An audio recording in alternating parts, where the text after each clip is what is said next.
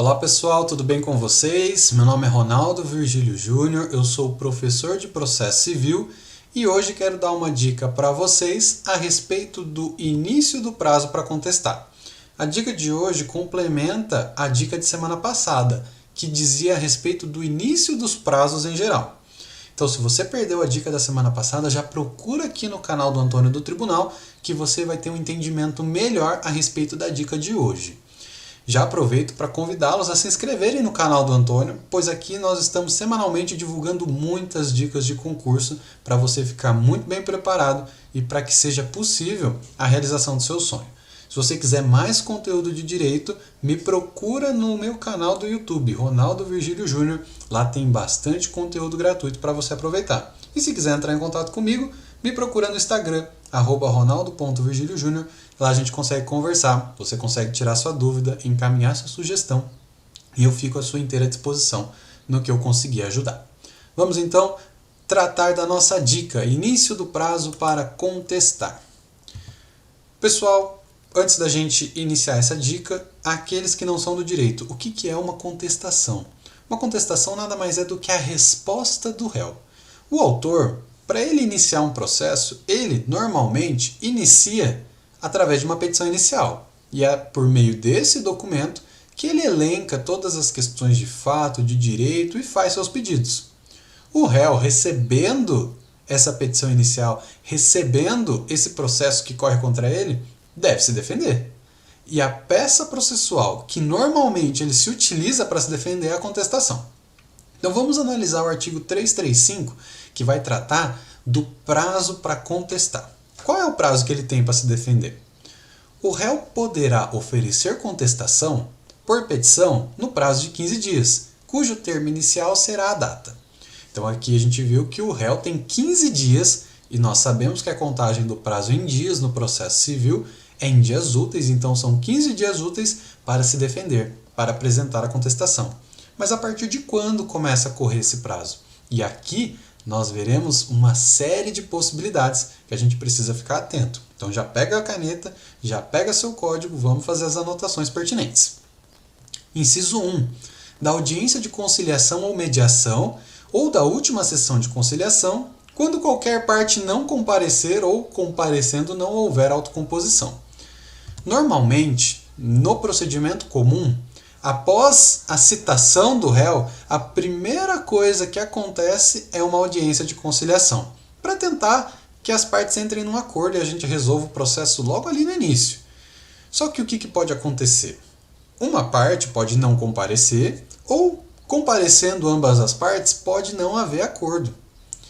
E aqui o código preceitua que é a partir dessa data, da data da audiência de conciliação, que se inicia o prazo para contestar. Então percebam a intenção do código em realmente buscar o acordo, porque ele não exige que seja apresentada a defesa antes dessa tentativa de conciliação, para evitar esse tom bélico do processo, para evitar esse conflito.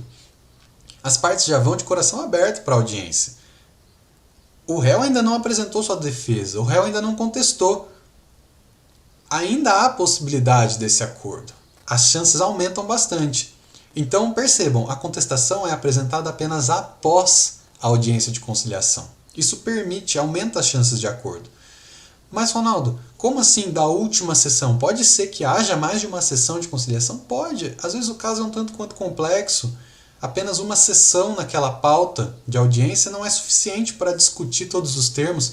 Então o judiciário marca hoje uma conciliação, não deu tempo de terminar, remarca para daqui 15 dias. O importante é que, se em alguma dessas sessões, ou se ela for sessão única, alguma parte não comparecer, inviabilizando o acordo, obviamente, ou se as partes não conseguirem entrar no acordo, é a partir dessa data em que se inicia o prazo para contestar. E qual que é o inciso 2, Ronaldo? O inciso 2 é o seguinte: o prazo será a partir do protocolo do pedido de cancelamento da audiência de conciliação ou mediação apresentado pelo réu, quando ocorrer a hipótese do artigo 334, parágrafo 2º, inciso 1. É claro que, apesar do código fomentar essa possibilidade de acordo, as partes não são obrigadas a comparecer à audiência. As partes não são obrigadas a tentar a conciliação. Mas para isso não acontecer, para essa audiência não acontecer, é necessário deixar claro, é necessário deixar expresso. O autor, na petição inicial mesmo, deve deixar claro que nem quer tentar a conciliação. Vamos supor que as partes se odeiam. Eu nem quero tentar a conciliação, eu nem quero ver a cara dessa pessoa em audiência de conciliação. Nem ouse perguntar para mim se há acordo. E o réu, da mesma forma, também não quer que tenha uma conciliação. Não há chance de conciliação. O que ele faz para manifestar expressamente esse desejo dele? Ele protocola um pedido único, uma folha, dizendo que não tem interesse na audiência de conciliação. E é a partir desse protocolo que começa o prazo dele para contestar. Importante lembrar e ressaltar, a audiência só não vai acontecer se todos manifestarem o desinteresse. Se, por exemplo, há mais de um réu, e quando há mais de um réu existe um litisconsórcio passivo, e um deles não se manifestar a respeito do desinteresse na audiência, a audiência vai acontecer. E o prazo vai correr da forma prevista no inciso 1 que a gente acabou de ver. Certinho? Inciso 3. Na hipótese prevista na forma prevista no artigo 231, de acordo com o modo como foi feita a citação nos demais casos. É aqui que eu ressalto, na dica anterior, que vocês procurem aqui no canal, a gente conversou a respeito do termo inicial dos prazos em geral, que é o artigo 231. E aqui, esse artigo específico a respeito do prazo para contestar remete àquelas situações, na hipótese em que não for possível a realização de audiência de conciliação, onde não for possível, onde não for permitida a autocomposição. Um exemplo, direitos indisponíveis. A parte não pode abrir mão desses direitos. Se ela não pode abrir mão desses direitos, ela não pode conciliar, porque a conciliação pressupõe uma cessão mútua de direitos. Eu cedo daqui, você cede dali, a gente entra num acordo e a gente resolve o processo. Não, são direitos indisponíveis. Eu não posso ceder.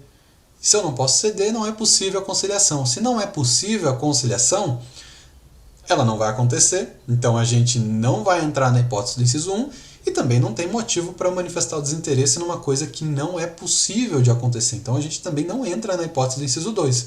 É por isso que existe a hipótese do inciso 3. E o prazo para contestar vai correr a depender de como for realizada a citação. Vamos usar o exemplo mais comum. Citação foi feita pelo correio. O prazo, o termo inicial do prazo é a juntada do aviso de recebimento aos autos. Então, nessa situação, o prazo para contestar vai se iniciar a partir da juntada do aviso de recebimento no processo. Tá bom? Já estudamos, então, 4 hipóteses diferentes de termos iniciais de prazo para contestar. Isso sem considerar que lá no 231 tem mais um monte de hipóteses que eu falo para vocês. Dê uma olhada lá no vídeo que vocês vão entender certinho a respeito desse inciso 3. E o que diz o parágrafo 1º? O parágrafo 1º diz respeito ao caso de litisconsórcio passivo. Acabei de mencionar o que é um litisconsórcio passivo. É um processo que tem mais de um réu. Nesse caso, ocorrendo a hipótese do artigo 334, parágrafo 6º, o termo inicial previsto no inciso 2 será, para cada um dos réus, a data de apresentação do seu respectivo pedido de cancelamento da audiência. Vamos supor que exista um autor entrando com um processo contra 3 réus. O autor de cara já se manifestou, eu não tenho interesse na audiência de conciliação. Porque se ele tiver, a audiência vai acontecer. Não tem interesse na audiência de conciliação. O primeiro réu foi citado, o segundo réu foi citado, o terceiro também foi citado. E a 15 dias da audiência de conciliação, já que até então ninguém tinha manifestado desinteresse, e se um tiver interesse a audiência vai acontecer, a 15 dias da audiência de conciliação, o réu número 1 apresentou o pedido. Eu não tenho interesse na audiência de conciliação, quero cancelamento dessa audiência. E no dia seguinte, a 14 dias, o réu número 2 faz a mesma coisa. E a 11 dias da audiência, o réu número 3 também faz a mesma coisa. Percebam que os 3 apresentaram pedido de cancelamento? E no inciso 2, a gente falou que o prazo vai correr a partir desse pedido? E é aqui que o parágrafo 1º traz mais uma hipótese. Se houver litisconsórcio passivo, o prazo para contestar vai se contar individualmente. Então, para o réu número 1, vai contar a partir daquela data, 15 dias antes da audiência. Para o réu número 2, é a partir do dia seguinte. E para o réu número 3, a partir de 11 dias antes da audiência. Percebam, prazos para contestar diferente, porque o prazo considerará o pedido de cada um. O prazo correrá individualmente. Nossa, Ronaldo, mas então não é interessante protocolar esse desinteresse com muita antecedência. A gente tem, no mínimo, 10 dias para manifestar o desinteresse, isso a gente sabe. Mas se, por exemplo, eu manifesto com 30 dias de antecedência, eu vou ter que apresentar a contestação antes da audiência por segurança. Porque se lá na frente todo mundo manifestar o desinteresse, o meu prazo começou lá atrás, há 30 dias. E eu, como terei 15 dias úteis para isso, corre-se o risco de eu perder o prazo. Sim, exatamente. Porque como que você vai prever que a audiência vai acontecer ou não? Você não tem controle do desejo dos outros réus.